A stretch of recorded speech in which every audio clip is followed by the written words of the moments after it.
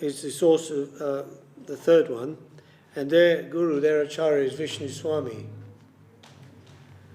And the last one comes from the well, it's not necessarily in this order, but because the Chatushan is, again, the clue is in the name. Chatu means Four. yeah. Huh? Four Kumaras.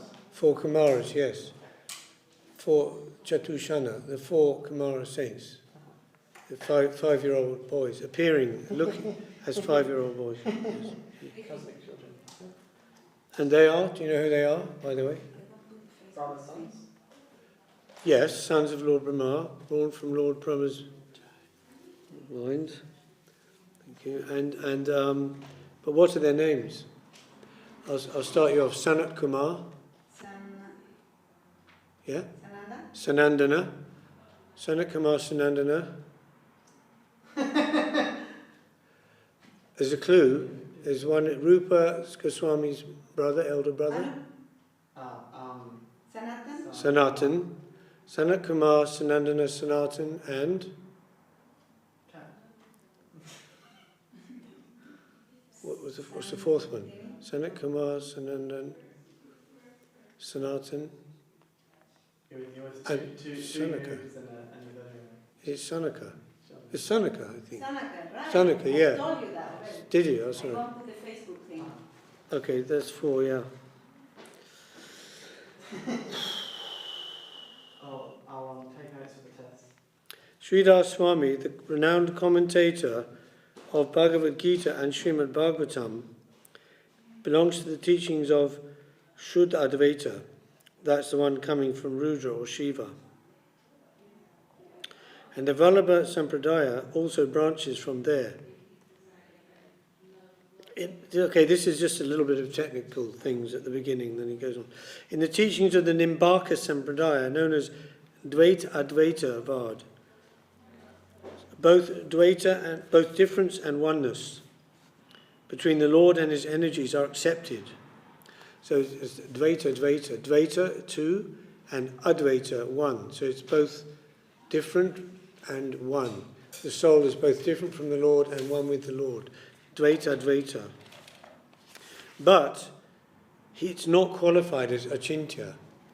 In Mahaprabhu's Achintya Bheda Tattva, it's very similar to Nimbaka's. If you had to say, if you were pushed against the wall and had to say which was the closest to Mahaprabhu's Achintya Bheda Tattva, you really would have to say Nimbaka's Dvaita, because it's the same that so far as he's accepting there's oneness and difference simultaneously existing. But Mahaprabhu added the word Achintya, inconceivable. That means where is the demarcation, the line between the oneness and the difference? That is also not known. That's inconceivable. It's not like a fixed point or something. So that's Achintya Bheda, inconceivably and simultaneously one and different. And so yes, he says that's not a rigid thing. The oneness and the difference, he can change the line of demarcation anytime, anywhere. Because sometimes in the scriptures, even in the Vaishnava scriptures, it's said that the sages and rishis, they realize their oneness with the Absolute. It doesn't mean in a Mayavadi sense that they think they are the Absolute or they are God, but that they've realized their qualitative oneness with the Lord. So they've attained, that way, Atmaram, Atmagyan, self-realization, self-satisfaction. Like Markandeya Rishi. Have you heard the name? Markandeya Rishi. He was a great Rishi, and he had some special pastimes which are described in the Bhagavatam. And because of his nature, he was blessed. He was given the title of Master of the Puranas, 18 Puranas. Yeah, so he's the Master of the Puranas. He has his own Purana, the Markandeya Purana also. And he was very, very peaceful, self-controlled sage. He looked like a brahmachari, like wearing bark or a deer skin, and with a bamboo rod. And he had a mala made of lotus seeds, and he carried a kush grass, or durva grass, representing the Vedas. Like instead of carrying 50 books like in a trunk or with an elephant behind you, you carry the durva grass. It represents the Vedas. Okay, then. So he asked Krishna, "Oh Lord, no, not Krishna, Narayan Rishi." What happened was, Indra, has often happened the case that Indra became jealous. Sometimes he becomes jealous of the sages because he thinks that they will usurp his position and he'll be knocked off his position. So he sent Cupid and some apsaras, very beautiful dancing girls and Gandharvas, playing musical instruments and singing very sweetly. He sent them all down to the ashram of Markandeya Rishi to try and disturb his meditation and make him fall down. And the breeze of spring entered his ashram, and this beautiful scent, which would normally incite lusty desires in people. But Markandeya was just, in his meditation, completely unaffected. And then Cupid came, and while the girls were dancing, Cupid shot his 5-headed arrow. It's called a 5-headed arrow because of the 5 senses: tongue, taste, the sight, the ear, smell, like this. So all 5 senses engaged there. Cupid's 5-headed arrow, and he just at that moment, when they're dancing and singing, and he shot his arrow, but it didn't cause any effect in Markandeya. So then he became very ashamed, very embarrassed, and they made obeisance and apologized. And then he left that place, and he went to the ashram of Narayan Rishi up in the Himalayas. And this is Narayan is Lord Narayan, and Nara means man. Nara, like Narottam Thakur. Narottam means Nara Uttam, the topmost man. So Nara, also Narahari, Nrsingadev. He's Nara, he's a man, and he's Hari, he's the Lord. So there's a dual incarnation, Nara and Narayan. And they look almost like identical, like brahmacharis, wearing in brahmachari thing with their hair piled up like this, matted locks, and with the staff and the deer skin and the kush grass and etc. So they're always up there in the Himalayas. Later on, Nara and Narayan became incarnated as Krishna and Arjuna in the end of Dwapara Yuga. Yeah, so he went there and he asked them for a benediction. Oh Lord, could you please show me can you show me the material energy under which all the conditioned souls are suffering so much? Birth, old age, disease and death, and the threefold miseries of material existence, which are, do you know? Threefold miseries. Have you seen one symbolism is Durga? You know Durga, she rides on a lion, and one of her hands she has a trident, a trishul, with three points, And so with these 3 points she's continually prodding, sticking the conditioned soul with the 3 kinds of miseries. What are they? Adhyatmic? Yes. Adhyatmic is Atma, your own self, means your own body, your own mind, physical and material sufferings, physical and mental sufferings, yeah.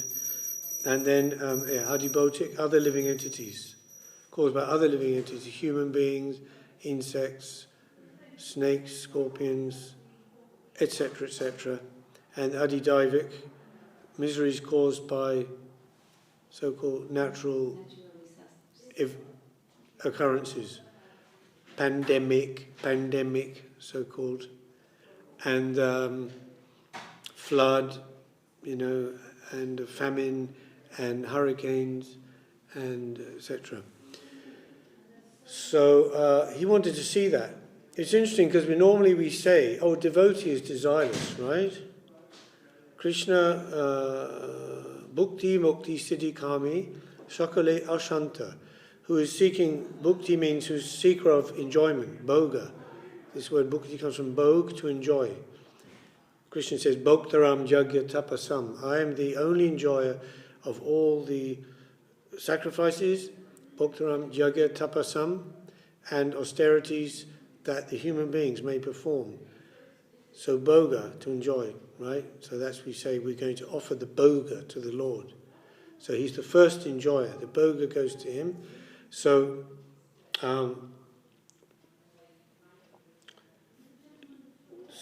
what was the point I was saying about just before that? About Yeah, you're talking about the three miseries. yeah, just after that then.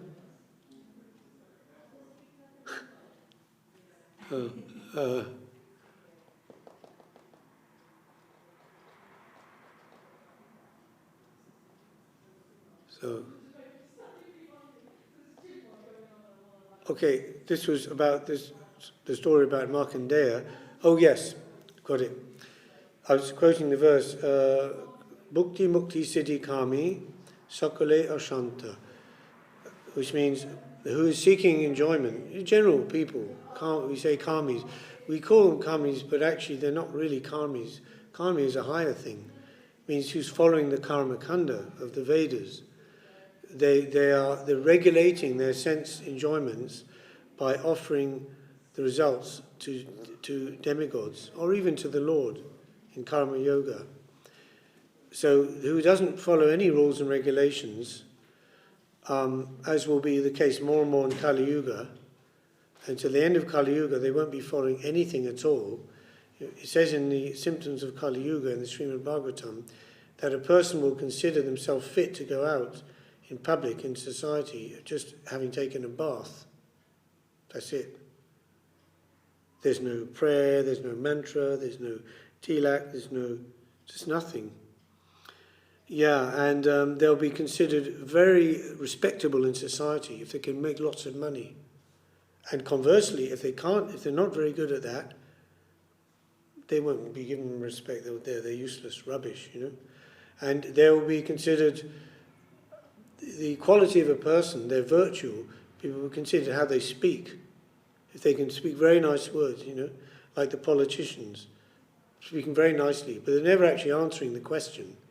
Chanaka Pandit said, never trust a politician. Yeah, that was how many thousands and thousands and thousands of years ago.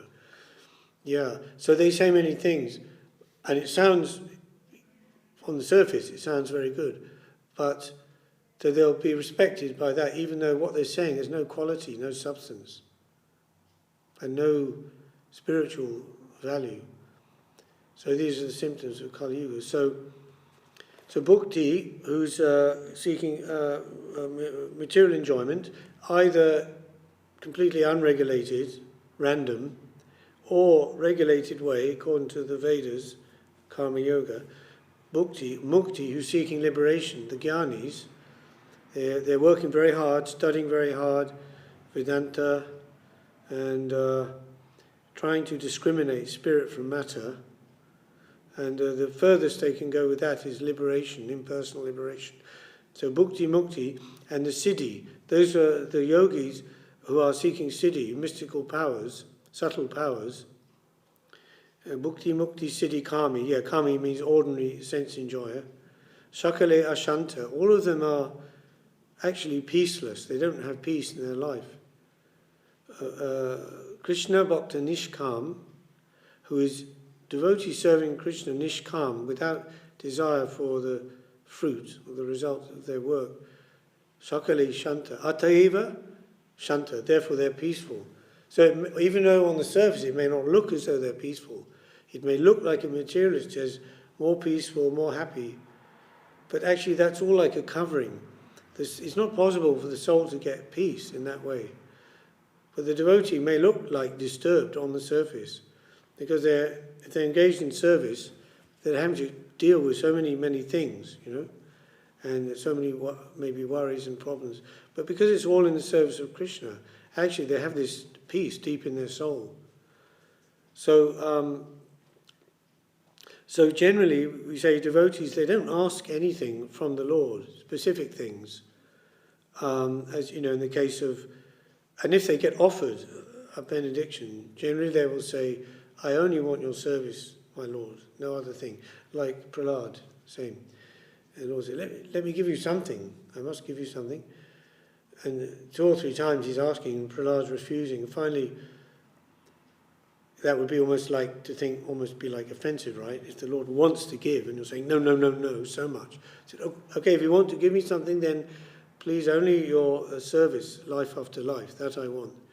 So generally it's like that. But there are, because devotees are individuals, we're not automatons, we're not, just like every Atma, every individual Jiva soul is an individual. So Bhaktisiddhanta Saraswati Thakur, in his commentary on Brahma Samhita, he says that though the devotees, he's talking about the liberated souls in Golok now, but he's saying those devotees, although they have no personal desires to fulfill, still they have unlimited, variegated desires to satisfy their eternal Lord.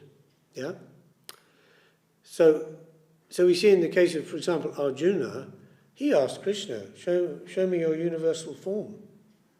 That was a desire. He wanted to see that. He'd heard about it. And remember how Krishna had shown that already in the assembly of the Kurus.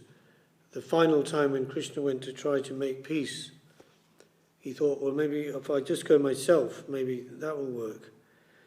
And so when the plan was made and the arrangement was made, and Duryodhana foolishly, he set a trap for Krishna, thought he could capture him.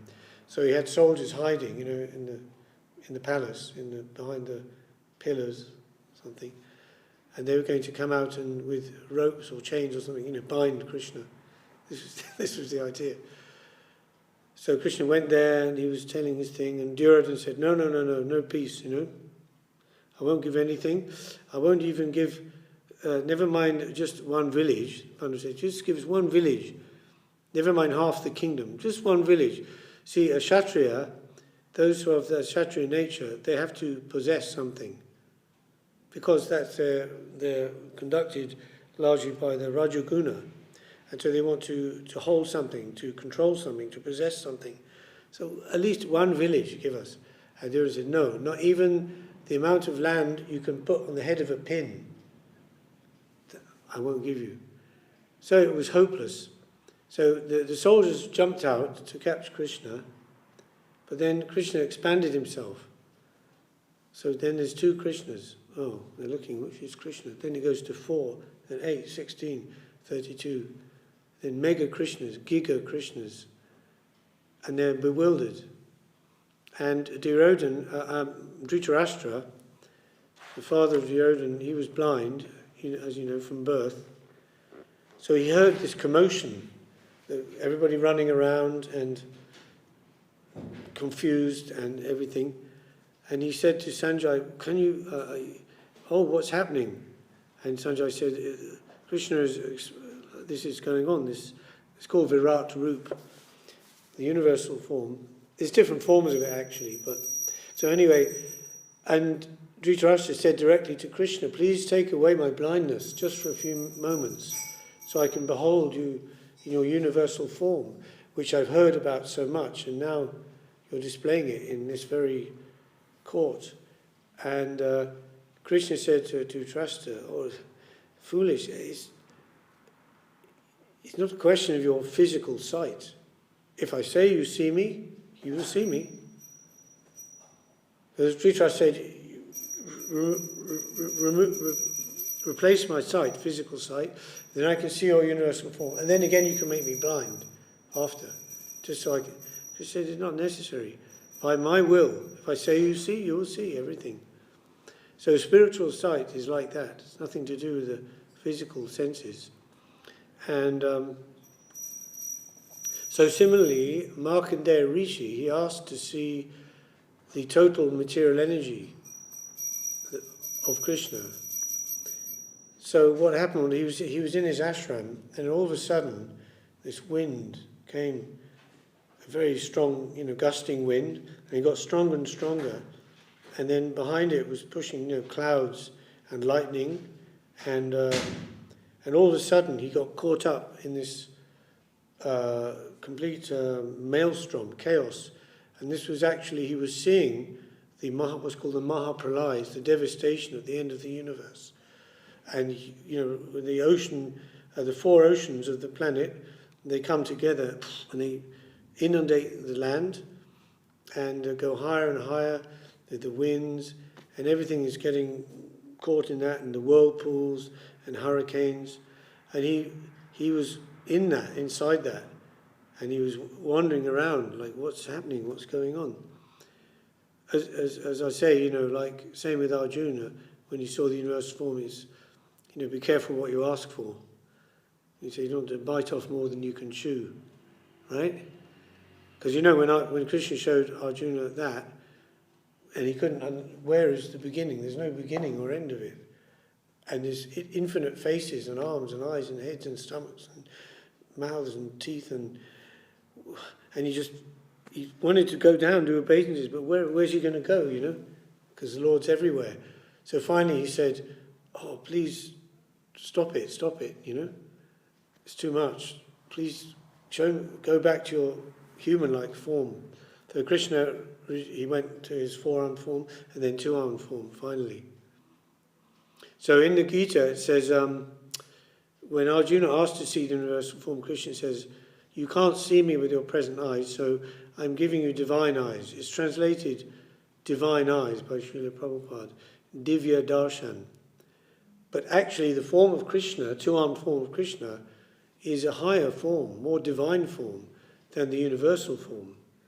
The universal form, though it's immense and incredible, it is a quote-unquote material form. It's the form of Krishna as the universe itself.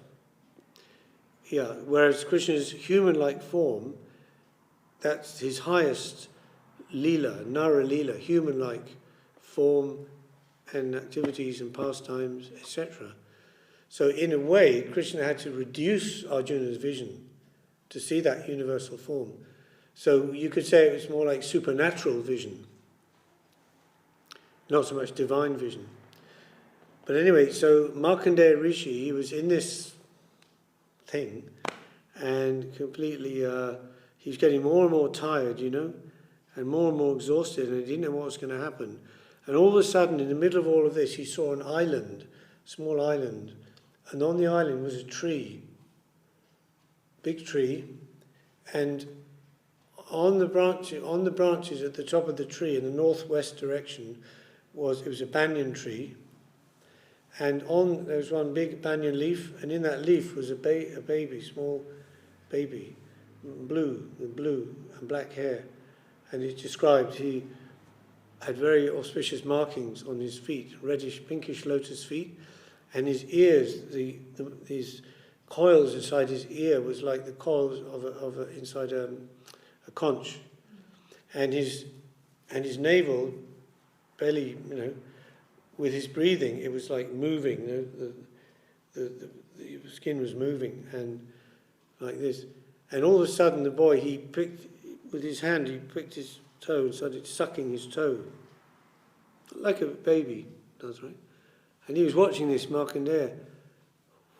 He was like transfixed.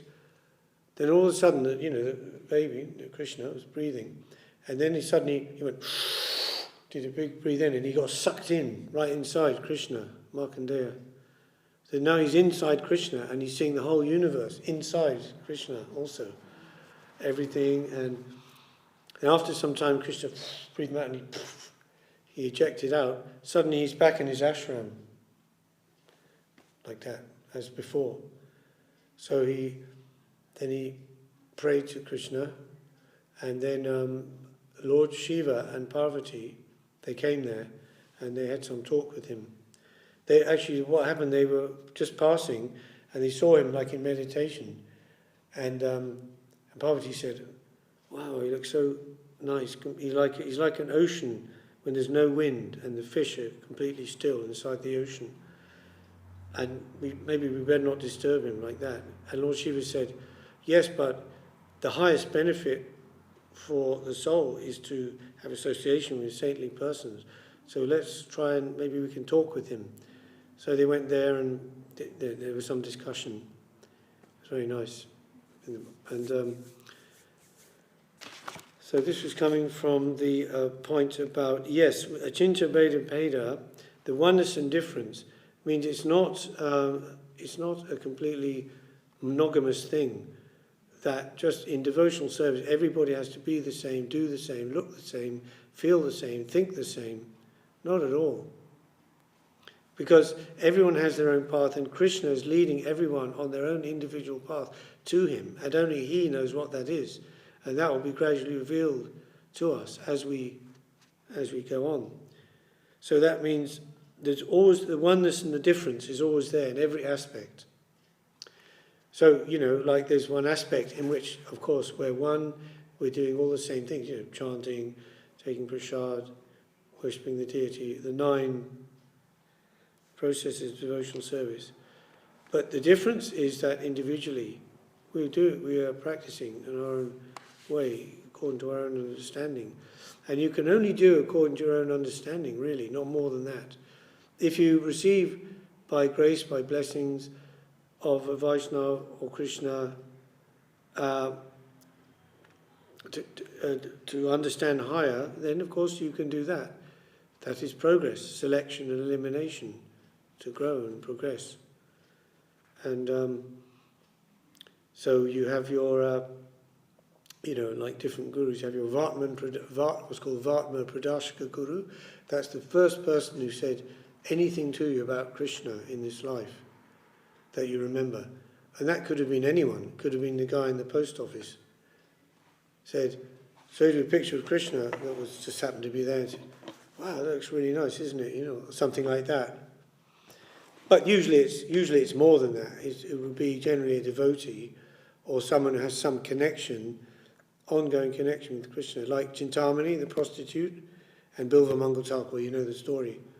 He was a Brahmin, but he became very obsessed with his prostitute Chintamani, so much so that he was even doing the Shraddha ceremony of his own father who passed away, and he told the priest, come on, hurry up, because he wanted to go and see Chintamani. It's bad, eh? So, and it's described how he, and it was quite far away to get there, and he had to cross the river and do many things, many austerities to get to a place. And finally, in the middle of a storm, in the middle of the night, he sort of like climbed over the gate or something, it was probably locked at night, and just sort of like flopped on the floor in front of her, like a drowned rat, And she said, if you had as much devotion to Lord Krishna as you have to coming to see me, you'd be whatever, she said, I don't know, you'd be great, or you'd be a great devotee. Anyway, from that, he just got awakened. He just woke up and he touched her feet, he said, you're my guru. And he totally changed and became Bilva Mangal Thakur. And he wrote that book, Krishna Karnamrit, which means the nectar of Krishna's pastimes for the ear. Karna means ear, a nectar for the ear. And that was one of the favourite books of Lord Chaitanya. When he came back from South India, they say he had 2 books with him. One hand, Krishna Karnamrit, that's about the rasa, the pastimes of Krishna. And in the other hand, Brahma Samhita, which is the theology of Krishna consciousness. So we have both sides. We have the sambandha, the knowledge, and then we have the rasa, the emotional side, the dedication, die to live, surrender, service, both things. So that's called the Vatma Pradashka Guru. So we offer respect to our Vatma Pradashka Guru. It may be that person, even if they are a devotee or practicing at that time, they may have gone off doing something else, blooped, as we would say in ISKCON. They may have blooped, but still we offer them respect, because they put us on the path, or they gave us the direction. Same like with Dhruva Maharaj and his mother, when he wanted, his motive was completely material, so to say, that he wanted to regain the kingdom. He was cheated out of his kingdom. And as a 5-year-old boy, again with the Kshatriya nature, he wanted revenge. That's what he wanted. So he asked his mother, how can I find God? He thought, well, if I get God, God will give me the power to get the kingdom back. So she said, oh, I've heard that these sages, they go in the forest and do meditation and austerities, and then they see God. So I suggest you do that. So he remembered that, and later on, right at the end, when he was going to go back to Godhead, when the airplane came from Vaikuntha to take him back to Godhead, he was just stepping on the airplane. He said, oh, wait a minute, I can't go without my mother, because she put me on this path, and so then the mother came with him. So that's the Vatma Pradashka. Then you have, of course, the Diksha Guru, or who gives Harinam. And then the Diksha Guru gives Gayatri.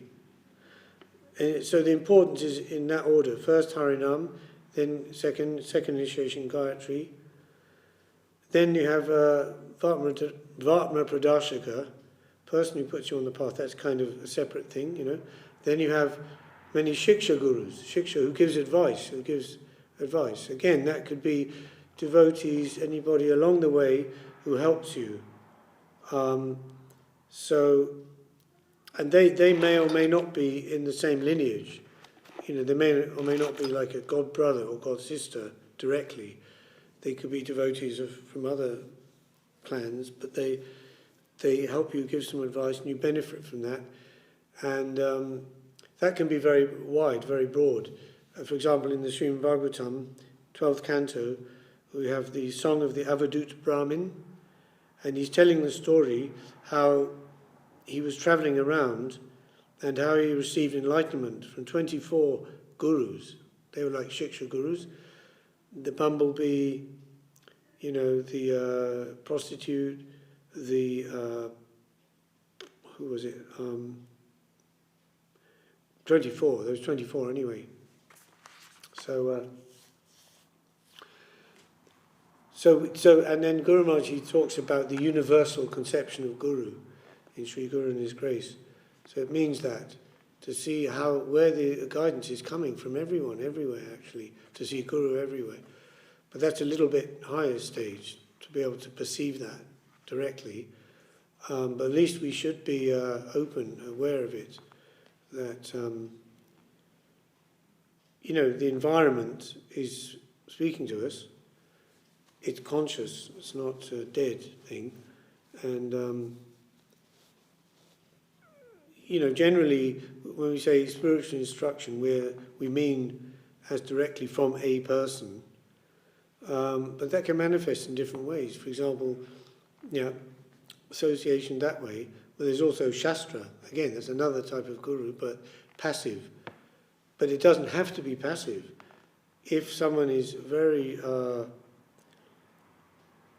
dedicated and very sincere, and they may also not be able to have association personally, or that association may not be available, or it may not be reliable.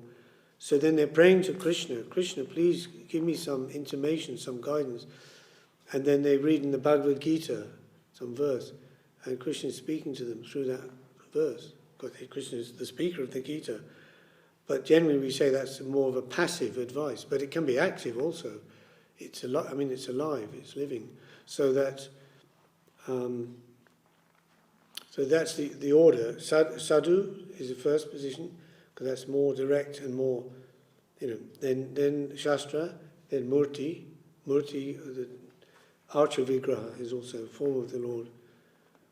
So this way, that is, of course, the Archa Vigraha is in the temple, is for the people in general, that they can appreciate the existence of the Lord and the appearance of the Lord in the form of the Archa Vigraha. In other words, Krishna agrees very kindly to appear in the form of the deity through the so-called elements of marble, wood, stone, etc. There's 7 kinds of deities. wood, marble, stone, gold, and ashtadhatu. Ashtadhatu is 8 metals. Then you have made out of sand. Make out of sand. Have you seen those mandalas? Yes, like the Buddhists do. Yeah, so you can do that. Or when they have a fire sacrifice.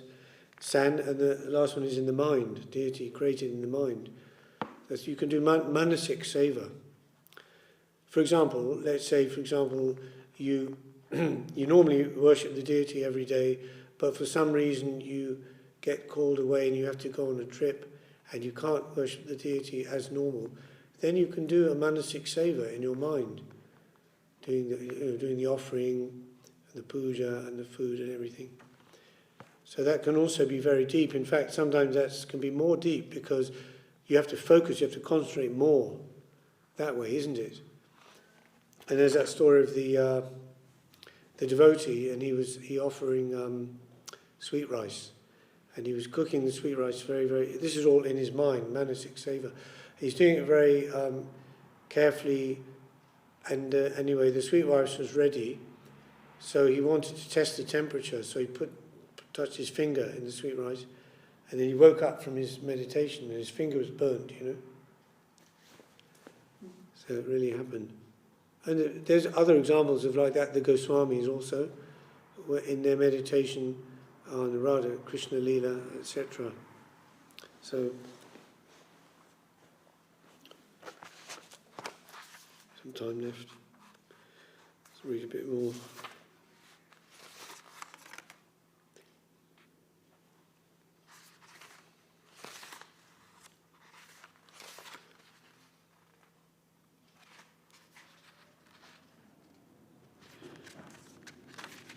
Context. Akbar's Choice, you know that one? It's one of my favourites.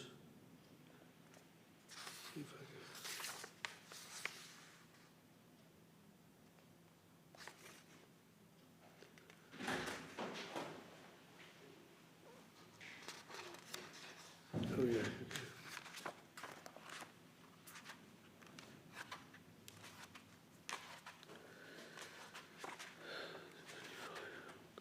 Great book, this. I recommend it.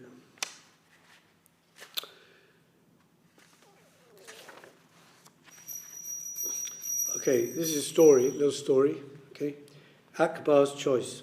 During the reign of the Mughal Emperor Akbar, there was an exhibition of the deities of all the Hindu gods.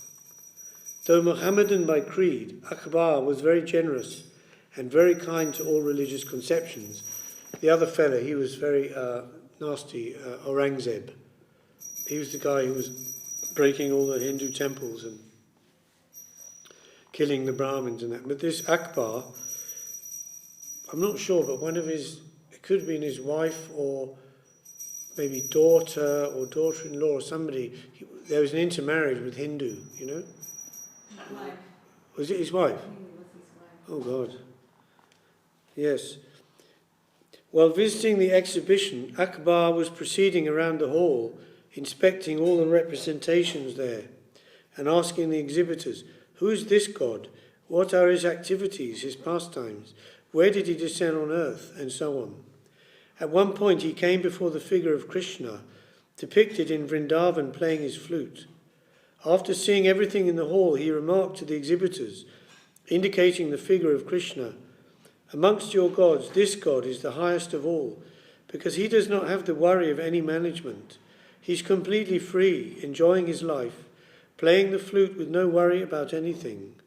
The highest conception of your God is here. He has no cares, no troubles, nothing of the kind.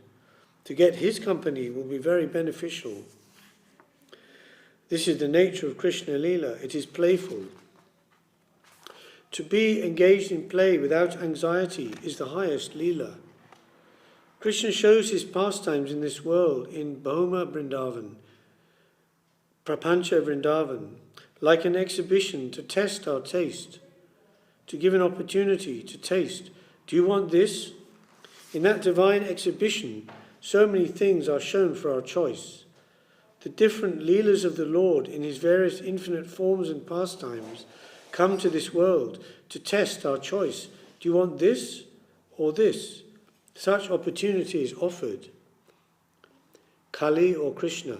Once one Vairagi came here to the mutt. She was an old woman wearing red cloth, a follower of Shiva Shakti. I asked her, what do you want after death? Do you want Kali? Do you want her association? Do you want to be her maidservant? Or do you want to be with Shiva, with his friends, or his servants like Nandi and Bringi? Do you want to become one of them? Do you want to become four-handed, like the servitors of Narayan? Or do you want to become a gopi or a cowherd boy, wandering in Vrindavan with Krishna or with Nanda and Yashoda? What do you want? Hearing this, she answered, yes, if it could be so, if such a beautiful life were possible, then I really want to be in Vrindavan. That I like best, not to be in Vaikuntha, nor to be one of the friends or servants of Shiva, nor one of the she-maids of Kali, who are chewing on the severed hands of her victims, drinking their blood and so many horrible things. Then I told her, if after death the possibility of such a simple, peaceful, beautiful life in Vrindavan really exists, then why do you follow your present path? You just see the ultimate position and consider what is suitable for you. So the exhibition of Krishna's pastimes takes place here, and the chance is given to us. What do you really want? What appeals to your innermost heart? See where your taste is, and come forward accordingly for your future attainments. Of all the pastimes of Krishna, the highest are in the human form. Krishnera Jateka Kela Sarvatam Narilila, Naravapu Tahara Svarup, Gopavesh, Benukar, Navakishore Natabara, Naralila Hai Anurup. Chaitanya Charitamrita Madhya, Leela 21, 101. Lord Krishna has many pastimes, of which his pastimes as a human being are the best. His form as a human being is the supreme transcendental form. In this form he is a cowherd boy. He carries a flute in his hand, and his youth is just beginning. He's also an expert dancer. All this is just suitable for his pastimes as a human being. Correspondingly, the human form in this world is the best for attainment of the service of Krishna in the divine realm. It is for this reason that it is so valuable. The poet Chandidas says, "O brother, please listen. This human form is above all. There is nothing above it. I appeal to you all, members of the human race. From my heart I am giving this advice, born of my experience. Your human form, its pastimes, its movement, are the crown in nature's hall. Don't commit suicide." But the supreme value of human life is misrepresented in a mundane way by those such as the Ramakrishna sect. They say that to, quote, serve God, unquote, means only to serve man and his needs in this world. They claim the human being is above all. Chandidas has said so. Therefore, serving man is serving God. We should only serve the fallen souls, the human race, through so many works of welfare. But the real value of the human life is clarified by the scriptures. They advise us, utilize this human form to attain the divine plane of Krishna's pastimes. Human life is very suitable to reach that highest plane. It is very similar in many aspects. The human birth is rarely attained, and if you avoid this chance to approach the divine realm through it, you commit suicide. It's not a small mistake you're committing. It's the greatest mistake. If you lose this chance, it amounts to no less than suicide. So try for that highest plane. If you lose this birth, there's no guarantee that again you'll get a human birth. So like the Mayavadis, they understand half of it. They understand the first half, which is, yes, the material existence, birth, old age, disease and death, this plane, conditioned plane of exploitation, action and reaction, that's not our home. We can't thrive here. So their solution because they can't accommodate the idea that there's something higher and that everything is for him and we are for him. So they say, well, we have to go into the cell, like the cell, and lock the door, throw away the key. That's like a suicide. But that's not natural. You saw on the other day, 500,000 people on the beach in Bournemouth. Human beings, they're a social animal, right? And it's a reflection of the spiritual. People want to get together, they want to be together. I mean, if you're on the beach on your own, if there's no one on that beach, you're on your own, it's no fun, right? Well, at least it's not much fun anyway.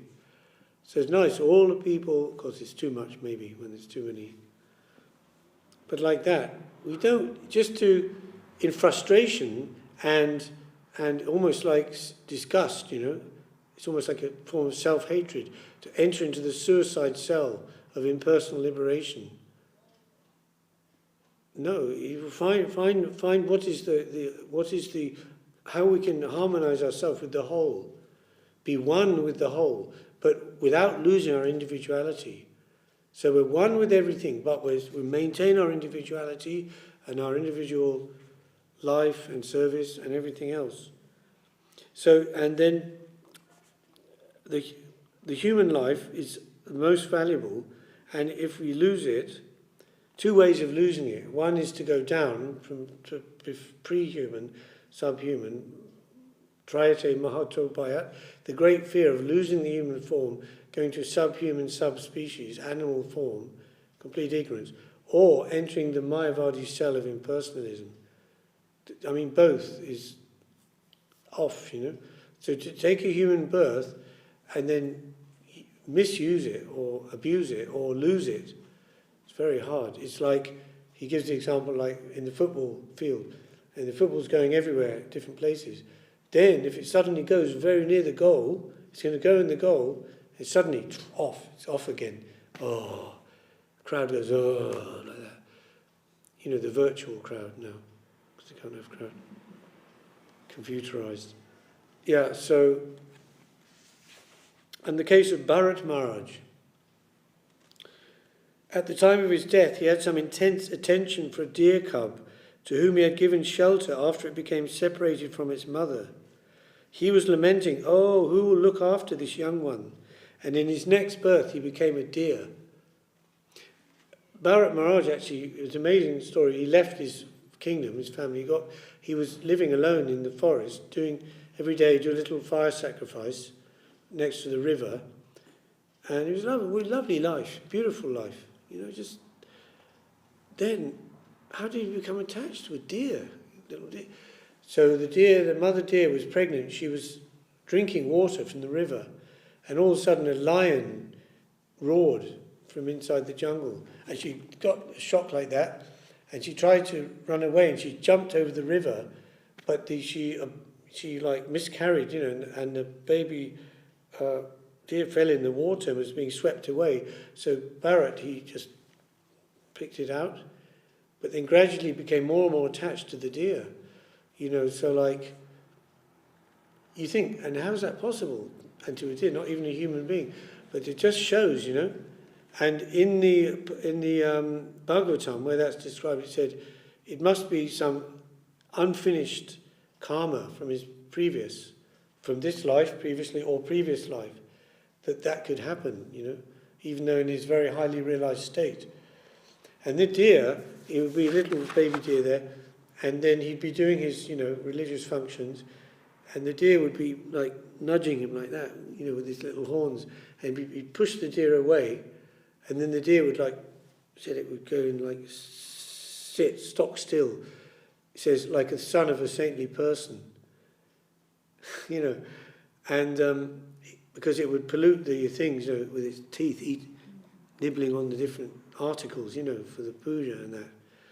He got more and more attached, and then the deer, if it would suddenly disappear into the forest, he'd follow its footprints, little footprints, and try and find it, and then he'd bring it back, carrying it even on his shoulders, you know, and like this.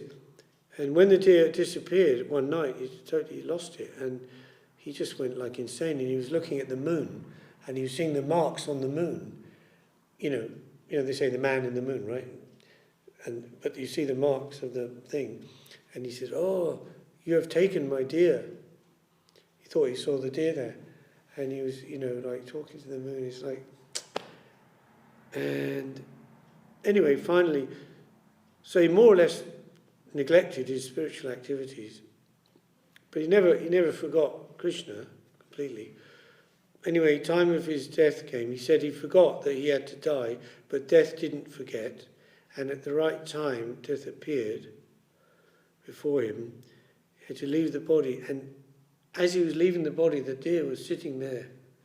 And the last thing he saw was the deer. And with his affection for the deer, he had to take a deer body. But the advantage was, in the deer body, he didn't forget his previous life as Bharat Maharaj and his spiritual practice and his Krishna consciousness. So he went to the ashram of some sages, and he lived around there, near the ashram, and he didn't mix, with the other deers or the herd, and he just lived on dry leaves. And then when he left that body, after that death, then he became Jad Bharat. That was his third incarnation. And as Jad Bharat, he was fully self-realized.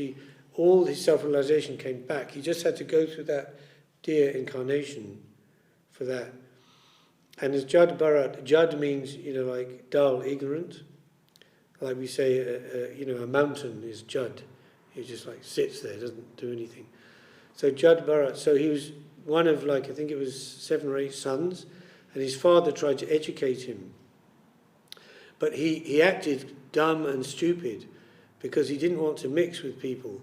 He was so afraid, he was so much not wanting to compromise his Krishna consciousness that he didn't want to, mix with people. So he acted like a fool. They thought he was a simpleton. His father was trying to teach him, all the things, the right behaviour.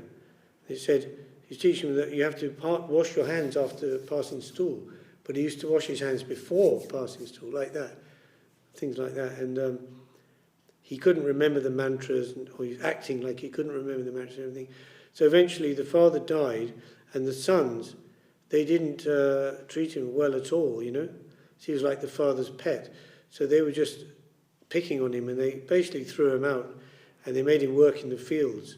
And they just gave him the old food stuck to the pot, or some old grains, left over in the field. But he said he ate everything like it was nectar. He had no body consciousness, basically. He was self-realized. And so what happened was, he was one day walking around, and some devotees of Kali, they were looking for someone to sacrifice, a human sacrifice. And they caught another man, but the man escaped. So they were running off trying to find him. And then it got to night, it was dark, and they're running, and they came to this paddy field, rice field, and there was a small hill, and Jad Bharat was sitting on the hill looking after the field, so the animals wouldn't come in and eat the rice and like that. He got work, he got some type of work with that. So they captured him and said, "Oh, he's like a man animal. He's a man, but he's like an animal, so he'll be just suitable." So they took him to the place, and they prepared him for the sacrifice. They bathed him, put on the tilak, said the mantras, and then the head guy, of Kali person, he's wanted to cut off his head, and offer the blood, to Ma Kali to drink as an intoxicant, a liquor, right? So, but Mother Kali, who's a devotee, right, of Krishna, she's Durga, so she understood he's a great devotee of the Lord. So just as the man was about to strike him with the sword, the deity burst asunder, and the real Ma Kali came out, and she grabbed the sword off the man and decapitated them all. And with her associates, like she-witches, and they were tossing the heads around and drinking the blood, like that. And in this way, Jad Bharat was saved. Gruesome story. I remember we did it at the manor. We did a play of it. I remember it was really powerful, that bit where they had the deity like this. These are actors, yeah? And of course they had someone behind, you know? And then it said like the deity fell down and they came out. It's like, whoa, it's like really powerful, yeah. And the very last bit, which I'll just say, of that story in the Bhagavatam is when Jad Bharat left that place, he got a job as carrying a palanquin of this king, Maharaj Rahugana. But because he couldn't walk properly because he would keep missing his step, that he wouldn't tread on ants, yeah? So the other people carrying the palanquin were complaining, and they complained to the king, and the king stopped them. And he said, "What are you doing, you foolish person?" And he spoke to him very sarcastically. And Jadbar answered him very nicely, very calmly. And the king realized he was intelligent. He realized, oh, he's a great devotee. He got off his palanquin, did obeisances. And then there's that discussion between Maharaj Rugan and Jad Bharat. And that's very, very nice, very philosophical. It's in the 5th canto, Srimad Bhagavatam. We can read that next time. Jai. So what happened to him then?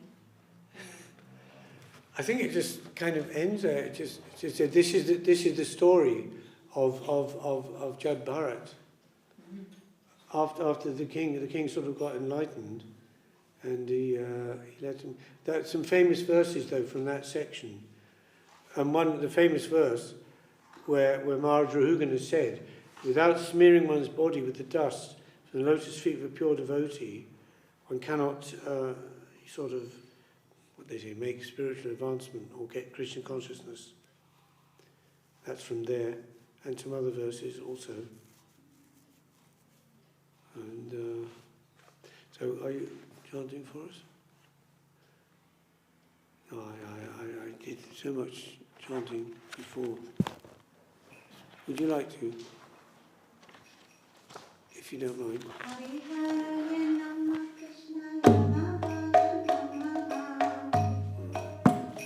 Krishna Yadavaya Namah.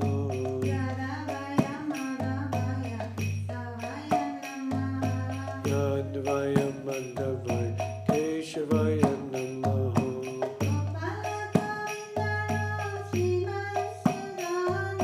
Gopal Govindaram Srimad Sudana.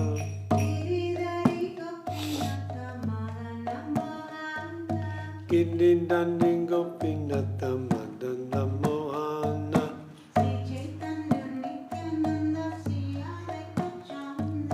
Sri Chaitanya Nityanand Sri Advaita Chandra.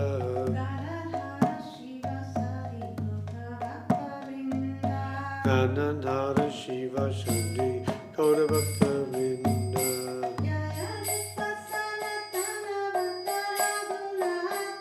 Jai Rupa Sanatan Bhatta Raguna.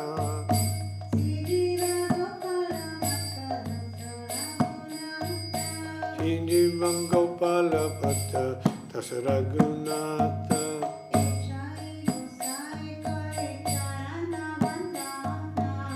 Jai Koshai Gauri Charana Bandana.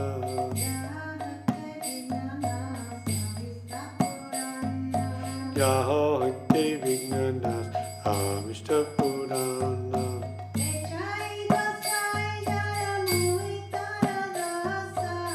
Jai Koshai Naramuni Tanadacha.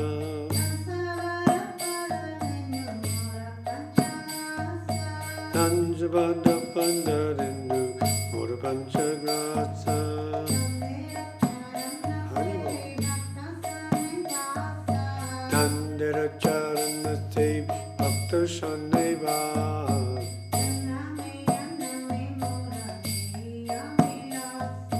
Janname Janname Mo Heya Pilacha.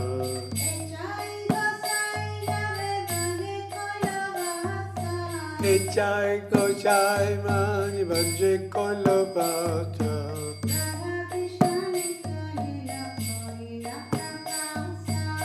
Radha Krishna Nitya Lila Kolila Prakasha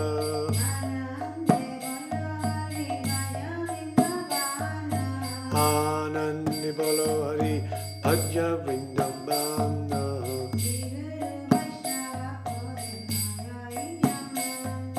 Hiru Vaishnava Pate Majayama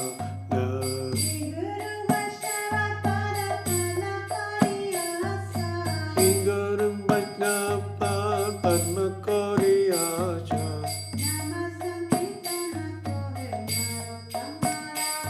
Harinam Sankirtana Kahe Nandatamodasha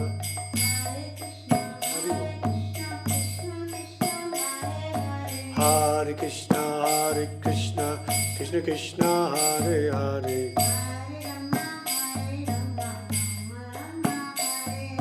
Hare Ram, Ram Ram, Hare Hare.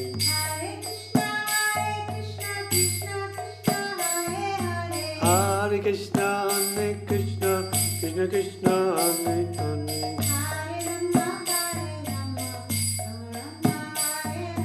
Hare Ram, Ram Ram, Hare Hare.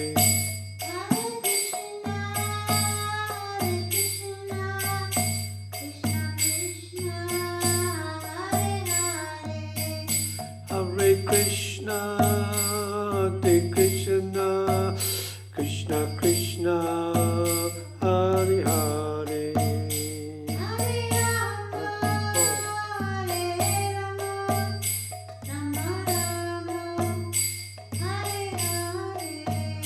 Hare Rama,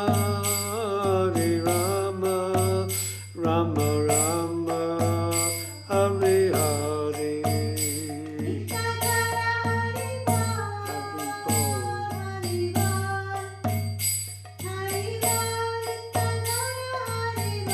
Nittai Gaura Hari Bol, Hari Bol, Hari Bol, Hari Bol.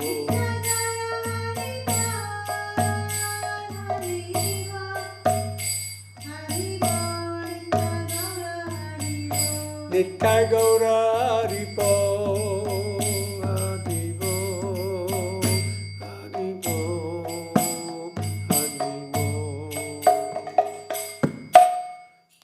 Jai Shri Harinam Sankirtan Ki Jai. Gaur Premanande.